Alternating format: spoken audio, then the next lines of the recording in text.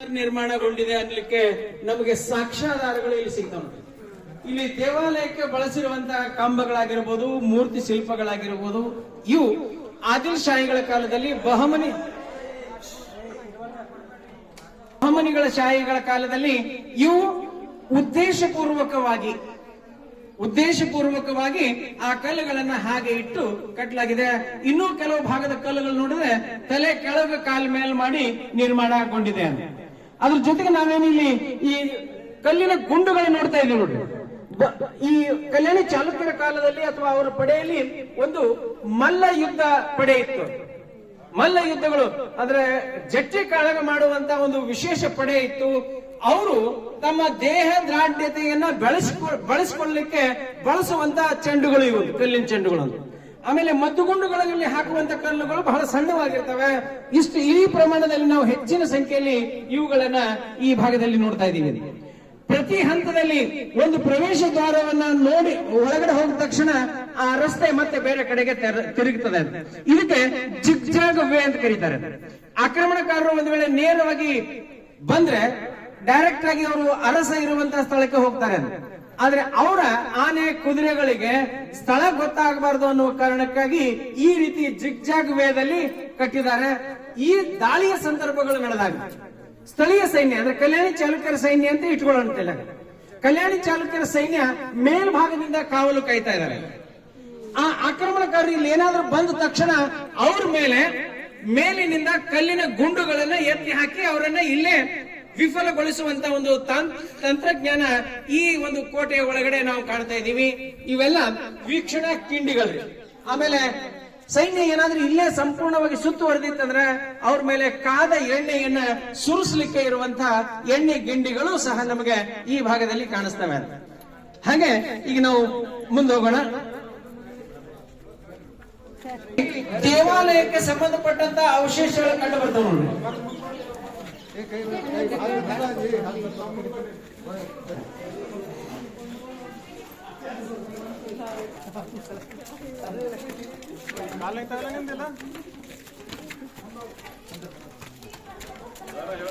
ಅಂದ್ರೆ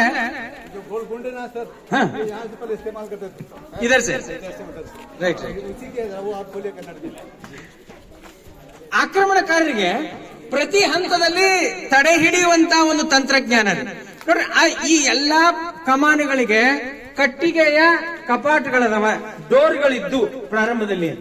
ಆ ಡೋರ್ಗಳನ್ನ ಭೇದಿಸಿ ಏನಾದ್ರೂ ಬರ್ತಾ ಇದಾರೆ ಅಂದ್ರೆ ಮತ್ತೆ ಅವರು ಇಲ್ಲೇ ಲಾಕ್ ಆಗಬೇಕು. ಇಲ್ಲಿ ಸ್ಥಳೀಯ ಸೈನ್ಯ ಮೇಲ್ಭಾಗದಲ್ಲಿ ಎಲ್ಲಾ ಕಡೆಗೆ ಇರ್ತದೆ. ಇಲ್ಲಿದ್ದುಕೊಂಡು ಅವರನ್ನ ಇಲ್ಲೇ ಸದೆ ಬಡಿಯುವಂತ ಪ್ರಯತ್ನ.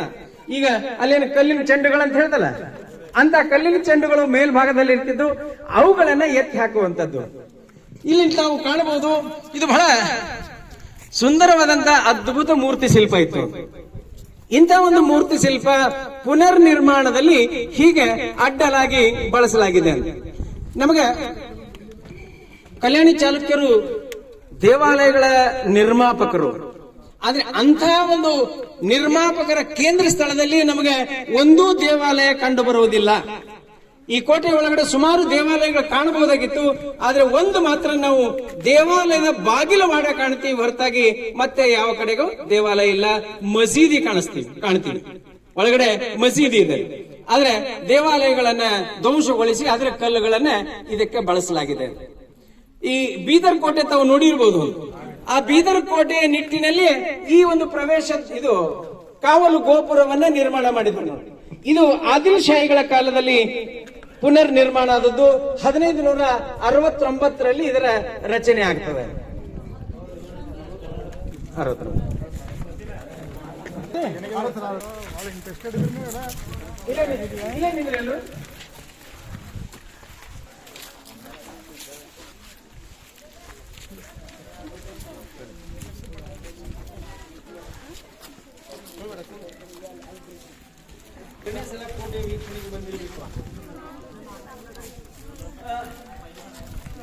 ಈ ಸ್ಥಳದಲ್ಲಿ ವಿಶೇಷವಾಗಿ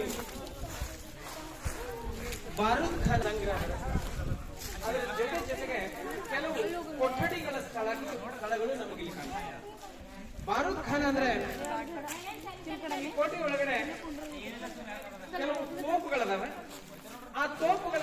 ಚಲಾಯಿಸಲಿಕ್ಕೆ ಮದ್ದುಗುಂಡುಗಳು ಬೇಕು ಅಂತ. ಆ ಮದ್ದುಗುಂಡುಗಳನ್ನ ಹೇಗೆ ಸಿದ್ಧಪಡಿಸ್ತಾ ಇದ್ರು ಅಂತ ಆ ಕಲ್ಲುಗಳಲ್ಲಿ ಅಂತ ಶಕ್ತಿ ಇರ್ತದೆ. ನಾವು ಗ್ರಾಮೀಣ ಪ್ರದೇಶದಲ್ಲಿ ಈಗ ಹೊಲಗಳಲ್ಲಿ ಹಕ್ಕಿ ಹೊಡ್ಲಿಕ್ಕೆ ಮಣ್ಣಿನ ಹೆಂಟಿ ಯೂಸ್ ಮಾಡ್ತಾರಲ್ಲ, ಅದನ್ನ ದೂರಾಗಿ ಒಕ್ಕಟ್ರೆ ಅದು ಪುಡಿ ಪುಡಿ ಆಗ್ತದೆ. ಹಾಗೆ ಕೆಲವು ಕಲ್ಲುಗಳದಾವ, ಅದರಲ್ಲಿ ಸೈಂಟಿಫಿಕ್ ಒಂದು ಇದು ಇದೆ, ಅಂಶ ಇದೆ.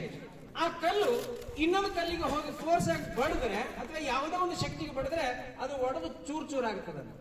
ಅಂತ ಸಣ್ಣ ಸಣ್ಣ ಕಲ್ಲುಗಳ ಗುಂಡುಗಳನ್ನ ತೋಪಿನ ಒಳಗಡೆ ಹಾಕಿ ಅದರ ಮಧ್ಯದಲ್ಲಿ ಪೊಟ್ಯಾಸಿಯಂ ಆಕ್ಸೈಡ್ ಅಂತ ಬರ್ತದೆ, ಆ ಪೊಟ್ಯಾಸಿಯಂ ಪುಡಿ ಮಾಡಿ ಅದನ್ನ ಆ ಎರಡು ಕಲ್ಲುಗಳ ಮಧ್ಯದಲ್ಲಿ ಹಾಕ್ತಾ ಇದ್ರು. ಆ ಪೊಟ್ಯಾಸಿಯಂ ಪುಡಿ ಮಾಡ್ಲಿಕ್ಕೆ ಅದನ್ನ ನಾವೇನು ಬೀಸೋ ಕಲ್ಲಿನ ಹಾಕಿ ಕಾಣಿಸ್ತವ್ರಿ, ಅದು ಬೀಸೋ ಕಲ್ಲಿನಲ್ಲಿ ಬೀಸಿ ಪುಡಿ ಮಾಡಿ ಅದಕ್ಕೆ ಬಳಸ್ತಾ ಇದ್ರು. ಇಂಥವುಗಳು ನಾವು ಸುಮಾರು 3-4 ನೋಡ್ತಾ ಇದ್ದೀವಿ. ಆದ್ರೆ ಈಗ ಉಳಿದಿರುವಂತದ್ದು ಇದು ಒಂದು ಮಾತ್ರ. ಈ ಹಿನ್ನೆಲೆಯಲ್ಲಿ ಇಲ್ಲಿರುವ 3ನೇ ಸುತ್ತಿನ ಗೋಡೆ ಮತ್ತು ಅದಕ್ಕೆ ಅಂಟಿಕೊಂಡಿರುವಂತಹ ಕೆಲವು ಕಟ್ಟಡಗಳು ನಾವು ವಿಶ್ರಾಂತಿ ಧಾಮಗಳು ಅಂತ ಕರೀಬಹುದು, ಸೈನಿಕರ ಆಶ್ರಯ ಸ್ಥಳಗಳಂತ ಕರೀಬಹುದು, ಅಥವಾ ಇನ್ನಿತರ ಗುಪ್ತ ಸಮಾಲೋಚನೆಯ ಭವನಗಳು ಸಹ ಈ ಒಂದು ಪ್ರದೇಶದಲ್ಲಿ ನಾವು ನೋಡ್ತಾ ಇದ್ದೀವಿ. 6ನೇ ವಿಕ್ರಮಾದಿತ್ಯನ ಕಾಲಕ್ಕೆ 6ನೇ ವಿಕ್ರಮಾದಿತ್ಯ ದಕ್ಷಿಣ ಭಾರತದಲ್ಲಿ ಅಧಿಕಾರ ಮಾಡಿದ ಸಾಮ್ರಾಟರಲ್ಲಿ ಅದ್ವಿತೀಯವಾದಂತಹ ಸಾಮ್ರಾಟ. ಅವನ ಆಸ್ಥಾನದ ಒಬ್ಬ ಕವಿ ಬರಹಗಾರ ವಿಜ್ಞಾನೇಶ್ವರ, ಹೆಸರು ಕೇಳಿದೆ, ವಿಜ್ಞಾನೇಶ್ವರ, ಮರ್ತೂರಿನಲ್ಲಿ ಕಾನೂನಿನ ಬಗ್ಗೆ ಗ್ರಂಥ ಬರೆದಂತ ವ್ಯಕ್ತಿ. ಅವನು 6ನೇ ವಿಕ್ರಮಾದಿತ್ಯನ ಬಗ್ಗೆ ಬರೀತಾನೆ ಮತ್ತು ಇನ್ನೊಂದು ಕಡೆಗೆ ವಿಕ್ರಮಾಂಕ ದೇವ ಚರಿತ ಎನ್ನುವಂತ ಗ್ರಂಥದಲ್ಲಿ ಹೇಳಲಾಗ್ತದೆ 6ನೇ ವಿಕ್ರಮಾದಿತ್ಯನ ಸಾಮ್ರಾಜ್ಯ ಇಂಥ ಸಾಮ್ರಾಜ್ಯ ನಮ್ಮ ಕಣ್ಣು ಕಂಡಿಲ್ಲ, ಕಿವಿ ಕೇಳಿಲ್ಲ.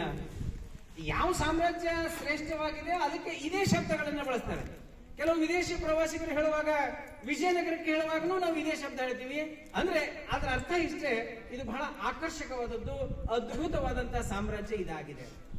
ಆ ಕಾಲದಲ್ಲಿ ಧರ್ಮ, ಸಾಹಿತ್ಯ, ಸಂಸ್ಕೃತಿ, ಶಿಕ್ಷಣ ಇದೆಲ್ಲವೂ ವಿಶೇಷವಾಗಿ ಈ ಪ್ರದೇಶದಲ್ಲಿ ನಡೀತಾ ಇತ್ತು. ಆ ಕಾರಣಕ್ಕಾಗಿ 6ನೇ ವಿಕ್ರಮಾದಿತ್ಯ ಅಧಿಕಾರಕ್ಕೆ ಬರುವಾಗ ಹಲವು ತಂತ್ರಗಳನ್ನ ಬಳಸ್ತಾನೆ. ಸ್ವತಃ ಅವನ ಸಹೋದರನ ವಿರುದ್ಧನೇ ದಂಗೆ ಹೇಳ್ತಾನೆ. ಕಲ್ಯಾಣ ಚಾಲುಕ್ಯನಿಗೆ ಯಾರು ಶತ್ರುಗಳಾಗಿರ್ತಾರೋ ಚೋಳರವರು ಶತ್ರುಗಳು. ಆ ಚೋಳರ ಯುವರಾಣಿಯನ್ನ ಮದುವೆಯಾಗಿದ್ದುಕೊಂಡು ಚೋಳರ ಸಹಾಯದಿಂದ ತನ್ನ ಸಹೋದರನನ್ನ 2ನೇ ಸೋಮೇಶ್ವರನನ್ನ ಸದೆ ಬಡಿದು ಈತ ಅಧಿಕಾರಕ್ಕೆ ಬರ್ತಾನೆ. ಅಧಿಕಾರಕ್ಕೆ ಬಂದ ನಂತರ ನಾವು ಏನು ಕುತಂತ್ರ ಮಾಡಿ ಅಧಿಕಾರಕ್ಕೆ ಬರ್ತೀವೋ ಅದನ್ನ ಕಂಟಿನ್ಯೂ ಇಡಬೇಕ್ರಿ. ಒಂದ್ ವೇಳೆ ಕುತಂತ್ರ ಏನಾದ್ರೂ ಬಿಟ್ಟು ನಾನು ಪ್ರಾಮಾಣಿಕಂತ್ರಿ, ಸಜ್ಜನಂತ್ರಿ, ಸಾಧುವಂತ್ರಿ, ಏನಂತೀರ, ನಾನು ಪ್ರಾಮಾಣಿಕನಾಗಿ ಇರ್ತೀನಿ ಅಂದ್ರೆ ನಿನ್ನ ಅಧಿಕಾರ ಬಹಳ ದಿವಸ ಉಳಿಯೋದಿಲ್ಲ. ಯಾಕಂದ್ರೆ ಇದು ರಾಜಕೀಯ ಅದ. ರಾಜಕೀಯದಲ್ಲಿ ನಾವು ಉಳಿಬೇಕಾಗಿದ್ರೆ ಅದೇ ಕುತಂತ್ರಗಳನ್ನ ಮಾಡಬೇಕು.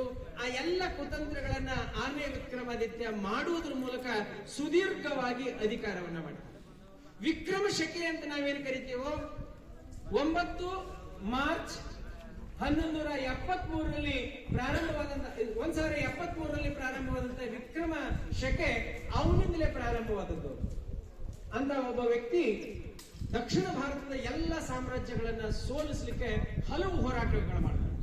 ಅವನ ಮೇಲೆ 12 ಜನ ರಾಜರುಗಳು ಒಂದಾಗಿ ಕಲ್ಯಾಣದ ಮೇಲೆ ದಾಳಿ ಮಾಡ್ತಾರೆ. ಆದ್ರೆ ಅವರ ದಾಳಿಗಳು ಎಲ್ಲಿ ಯಾವ್ಯಾವ ಭಾಗದಿಂದ ಬರ್ತಾರೋ ಆ ಭಾಗದ ಸೈನ್ಯವನ್ನ ಅಲ್ಲೇ ಸದೆ ಪಡೆದು ಅವರನ್ನ ನಿರ್ಮೂಲನ ಮಾಡಿ ಆತ ಸುದೀರ್ಘವಾಗಿ ಈ ಪ್ರದೇಶದಲ್ಲಿ ಅಧಿಕಾರ ಮಾಡ್ತಾನೆ. ಅಂತ 6ನೇ ವಿಕ್ರಮಾದಿತ್ಯನ ಕಾಲದಲ್ಲಿ ಇದು ಒಂದು ಸುಂದರವಾದಂತಹ ಕೋಟೆ ಅಥವಾ ಪ್ರಗತಿ ಹೊಂದಿರುವಂತಹ ಕೋಟೆ. ಬರೀ ಕೋಟೆ ಬಗ್ಗೆ ಅಷ್ಟೇ ಅಲ್ಲ, ಇಲ್ಲಿಯ ಶಿಕ್ಷಣ ಅನ್ಕೊಡ್ರಿ, ಧರ್ಮ ಅನ್ಕೊಡ್ರಿ, ಸಾಹಿತ್ಯ ಅನ್ಕೊಡ್ರಿ, ಇದೆಲ್ಲವೂ ಅತ್ಯಂತ ಉತ್ತುಂಗ ಶಿಖರಕ್ಕೆ ಏರಿದಂತ ಸಂದರ್ಭ. ಇದೇ ಮುಂದೆ ಕಲಚೂರಿಯರಿಗಾಗ್ಲಿ ಅಥವಾ ಬಸವಣ್ಣನವರಿಗಾಗ್ಲಿ ಮಾರ್ಗ ಆಗ್ತದೆ. ಒಂದ್ ವೇಳೆ ಕಲ್ಯಾಣಿ ಚಾಲುಕ್ಯರಸರು ಧರ್ಮಕ್ಕೆ ಆ ಒಂದು ಪ್ರಾಮುಖ್ಯತೆ ಕೊಡದೆ ಹೋಗಿದ್ರೆ, ಅದು ವಿಶೇಷವಾಗಿ ಶೈವ ಧರ್ಮ. ಒಂದು ಕಡೆಗೆ ಶೈವ ಧರ್ಮ ಇದು ತಮ್ಮ ವೈಯಕ್ತಿಕ ಧರ್ಮವೂ ಹೌದು ಮತ್ತು ರಾಜ್ಯದ ಧರ್ಮವೂ ಹೌದು. ಅದರ ಜೊತೆಗೆ ಉಳಿದ ಧರ್ಮಕ್ಕೆ, ಅದು ಜೈನ ಧರ್ಮವಾಗಿರ್ಬೋದು, ಬೌದ್ಧ ಧರ್ಮ ಆಗಿರ್ಬೋದು, ಅಥವಾ ವೈಷ್ಣವ ಧರ್ಮವಾಗಿರ್ಬೋದು, ಆ ಧರ್ಮಗಳಿಗೂ ಸಹ ರಾಜಾಶ್ರಯವನ್ನ ಕೊಟ್ಟಿದ್ದಾರೆ. ಈ ಹಿನ್ನೆಲೆಯಲ್ಲಿ ನಮ್ಗೆ ಈ ಭಾಗದಲ್ಲಿ ಹೆಚ್ಚಿನ ದೇವಾಲಯಗಳು ಕಂಡು ಬರುವುದಿಲ್ಲ. ನೀವು ಅದೇ ಇಟಗಿ ಮಹಾದೇವ ದೇವಸ್ಥಾನ ನೋಡಿದ್ರೆ 6ನೇ ವಿಕ್ರಮಾದಿತ್ಯನ ಪ್ರಧಾನಮಂತ್ರಿ ಮಹಾದೇವ ಅಲ್ಲಿ ಒಂದು ಅದ್ಭುತವಾದ ದೇವಾಲಯ ಕಟ್ಟಿದ್ದಾನೆ. ಅದನ್ನ ದೇವಾಲಯಗಳ ಚಕ್ರವರ್ತಿ ಅಂತ ಕರೀತಾರೆ. ಇಡೀ ಈ ಭಾಗದಲ್ಲಿ ದೇವಾಲಯಗಳೇನದಾವ ಅದರ ಚಕ್ರವರ್ತಿ ದೇವಾಲಯ ಅದು ಒಂದು. ಗದುಗಿನಲ್ಲಿ ದೇವಾಲಯ ಇದಾವೆ, ಡಂಬಳದಲ್ಲಿ ದೇವಾಲಯ ಇದಾವೆ, ಮತ್ತು ಇನ್ನಿತರ ಕಡೆಗಳೆಲ್ಲೆಲ್ಲ ಕಲ್ಯಾಣಿ ಚಾಲುಕ್ಯರ ದೇವಾಲಯಗಳು ನಾವು ಕಾಣ್ತಾ ಇದ್ದೀವಿ. ಆದ್ರೆ ಈ ಭಾಗದಲ್ಲಿ ಮಾತ್ರ ನಮಗೆ ಕಂಡು ಬರಲಿಕ್ಕಿಲ್ಲ. ಕಾರಣ, ಕಲ್ಯಾಣಿ ಚಾಲುಕ್ಯರ ನಂತರ 1948ರವರೆಗೆ ಈ ಪ್ರದೇಶ ಇಸ್ಲಾಂ ಆಳ್ವಿಕೆಗೆ ಒಳಪಟ್ಟಿದ್ದು. ಆ ಇಸ್ಲಾಂ ಆಳ್ವಿಕೆಗೆ ಅವಧಿಯಲ್ಲಿ ಇಲ್ಲಿಯ ದೇವಾಲಯಗಳು ಅಥವಾ ಇಲ್ಲಿಯ ಹಿಂದೂ ಅವಶೇಷಗಳೆಲ್ಲವೂ ನಾಶವಾಗಿರುವಂತವುಗಳದಾವ. ಆಮೇಲೆ ಸಾಹಿತ್ಯ ಕೃತಿಗಳು ಸಹ ನಾಶವಾಗಿರುವಂತವುಗಳನ್ನ ನಾವು ಚರಿತ್ರೆಯ ಪುಟಗಳಲ್ಲಿ ಕಾಣ್ತಾ ಇದ್ದೀವಿ. ಈ ಹಿನ್ನೆಲೆಯಲ್ಲಿ ಈ ಒಂದು ಪ್ರಾಂಗಣದಲ್ಲಿ ವಿಶೇಷವಾಗಿ ಸೈನಿಕ ಕವಾಯತ್ತುಗಳು ನಡೀತಾರೆ. ಆಮೇಲೆ ಸೈನ್ಯ ಮುಂದೆ ಯಾವ ಕಡೆಗಳಲ್ಲಿ ಹೋಗ್ಬೇಕು, ನಾವು ಕೋಟೆಯ ಮೇಲೆ ಒಂದು ಕಡೆಯಿಂದ ಹತ್ತಿರ ಬಂದ್ರೆ ಪೂರ್ತಿ ಕೋಟೆಯನ್ನ ಸುತ್ತಾಡಬಹುದು. ಕಾವಲುಗಾರರು ಅವಾಗ ಕೋಟೆಯ ಗೋಡೆಗೆ ಅಂಟುಕೊಂಡೇ ಸಂಪೂರ್ಣವಾಗಿ ಕಾವಲು ಮಾಡ್ತಾ ಇದ್ರು. ಅದರ ಮಧ್ಯದಲ್ಲಿ ಕೆಲವು ಓಪನ್ ಆಗ್ಯದ. ನಿಮ್ಗೆ ಅಲ್ಲಿ ಮೂಲೆಯಲ್ಲಿ ಒಂದು ಕಾಣಿಸ್ತು ನೋಡ್ರಲ್ಲಿ, ಅಲ್ಲಿ ಏನದಂದ್ರೆ, ನಾನು ನಿಮ್ಗೆ ಅಲ್ಲಿ ಹೋದಾಗ ಹೇಳ್ತೀನಿ. ಆ ಕಡೆ ಸೈನಿಕರು 24 ತಾಸು ಕಾವಲು ಮಾಡಬೇಕು ಈ ಕೋಟೆಗೆ. ರಾತ್ರಿ ಹಗಲು ಅಥವಾ ಮಳೆಯು ಚಳಿ ಅನ್ನುವಂತ ಸಂದರ್ಭದಲ್ಲಿ ಆ ಒಳಭಾಗದಲ್ಲಿ ಅದು ಸೈನಿಕರ ವಿಶ್ರಾಂತಿ ಸ್ಥಳ. ರಾತ್ರಿ ಸಂದರ್ಭದಲ್ಲಿ ಆದ ವಿಶ್ರಾಂತಿ ಪಡೆಯುವಾಗ ಮತ್ತೊಬ್ಬ ಸೈನಿಕ ಬೇರೆ ಕಡೆಗಳಲ್ಲಿ ಕಾವಲು ಮಾಡುತ್ತಿದ್ದ. ಅಂತ ಒಂದು ವಿಶೇಷತೆ ನಮಗೆ ಈ ಕೋಟೆಯಲ್ಲಿ ಅಥವಾ ಸಾಮಾನ್ಯವಾಗಿ ಎಲ್ಲಾ ಕೋಟೆಗಳಲ್ಲಿ ನಾವು ಇವುಗಳನ್ನ ನೋಡ್ತಾ ಇದ್ದೀವಿ. ಈಗ ನಾವು ಹಾಗೆ ಮುಂದುವರಿಯೋಣ.